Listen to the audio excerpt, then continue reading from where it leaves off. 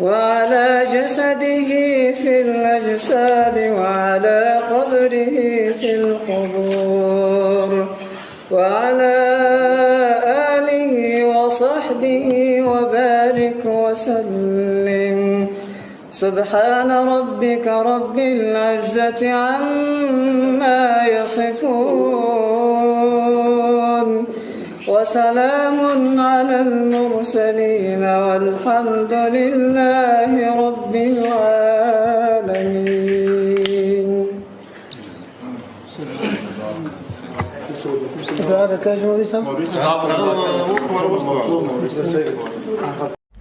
بسم الله الرحمن الرحيم. نحمده ونصلي على رسوله الكريم وبعد. وطول افغانستان مسلمان ملت ته د دغه درنو فتحو مبارکي وایو، خصوصا د کابل ښاریانو او اوسېدونکو ته، او ورپسې خپلو مجاهدینو ته دا توصیه او وړاندیز کوو چې موږ تاسو دغه حال ته ورسېدو چې هغه هېڅ توقع د دې نه کېده چې په دغه رقم به موږ په افغانستان کې کامیابه کېږو، خو دا د الله پاک نصرت او مدد و چې الله پاک دغسې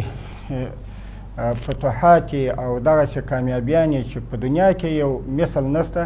نن ورځ زموږ تاسې پر لاس باندې راوستلې. نو موږ تاسې باید د الله پاک شکر وایو، د الله پاک سره راضي اوسو، د الله پاک ته هر وخت په عجز باندې او تکبر او یو غرور راڅخه ونه شي. نو محترمو تر مخه چې کوم وخت و هغه دغه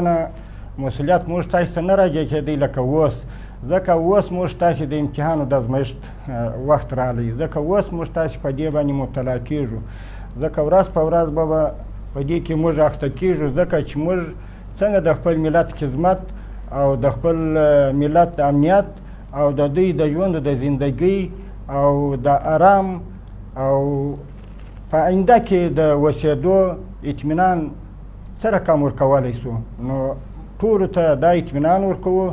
چې انشاءالله په دې باندې چې لکه څنګه چې موږ ته الله پاک داسې غټ فتوحات را په نصیب کړه، نو د آینده دپاره هم